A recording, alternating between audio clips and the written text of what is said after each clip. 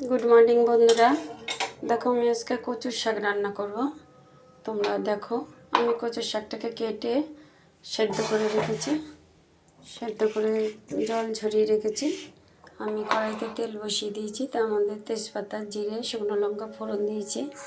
আমি এবার একটু ছোলা ভিজিয়ে রেখেছিলাম, আমি ছোলাটা দিয়ে দেবো।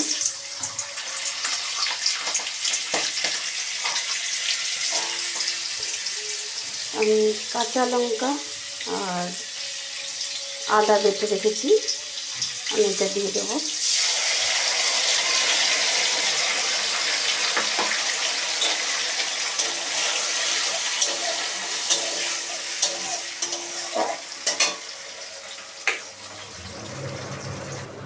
স্বাদ অনুযায়ী নুন দিয়ে দিলাম। এবার আমি এটাকে একটু কষিয়ে নেব, ছোলা সাথে কষিয়ে নেব। এর মধ্যে আমি হাফ চামচি ধনে গুঁড়ো দিয়ে দিলাম, 1 চামচি হলুদ গুঁড়ো দিয়ে দিলাম, 1 চামচি জিরে গুঁড়ো দিয়ে দিলাম। দিয়ে এবার আমি একটুখানি কষিয়ে ওই শাকটা দিয়ে দেবো।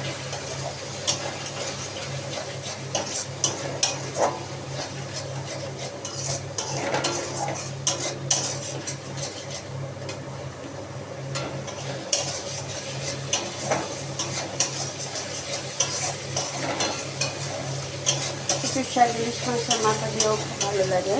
আমি আজকে নিরামিষ করছি, দাওয়া দশমী রান্না নিরামিষ। এবার আমি কচুর শাকটা জল ঝরিয়ে রেখেছি সেদ্ধ করে, এবার দিয়ে দেবো আমি।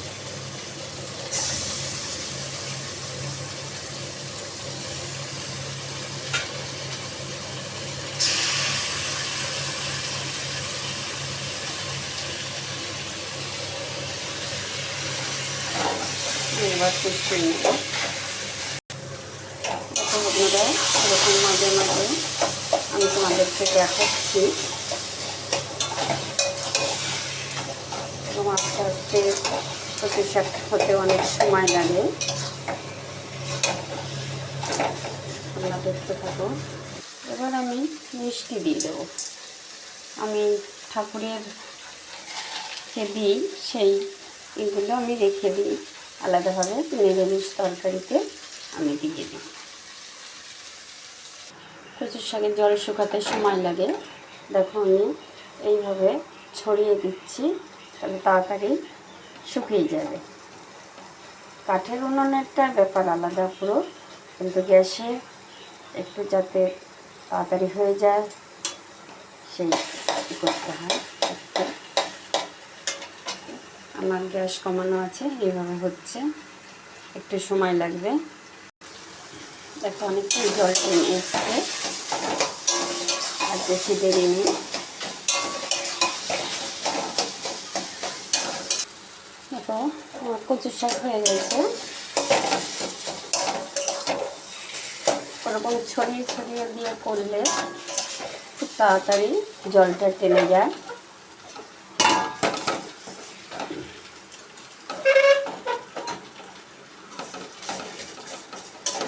দেখো কি সুন্দর একদম শুকিয়ে গেছে।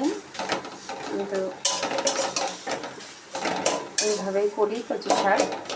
আমি নিরামিষ করেছি, তোমরা পেঁয়াজ দিয়েও করা যায়, পেঁয়াজ, চিংড়ি মাছ আর ইলিশ মাছের মাথা।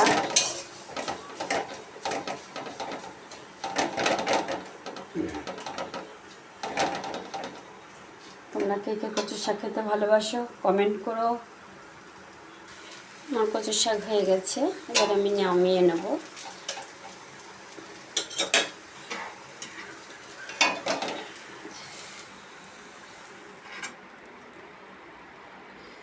কচুর শাক হয়ে গেছে।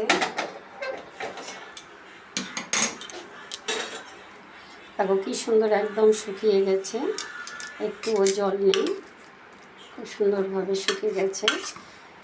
তোমরা এরকম করে রান্না করে খেয়ে দেখো, কচু শাক দিয়েই ভাত খাওয়া হয়ে যাবে, আর কিছু লাগবে না। তোমাদের কেমন লাগলো আমার এই রেসিপিটা তোমরা কমেন্ট করো। আমার চ্যানেলটাকে সাবস্ক্রাইব করো, লাইক করো, সবার সাথে বেশি বেশি করে একটু শেয়ার করো।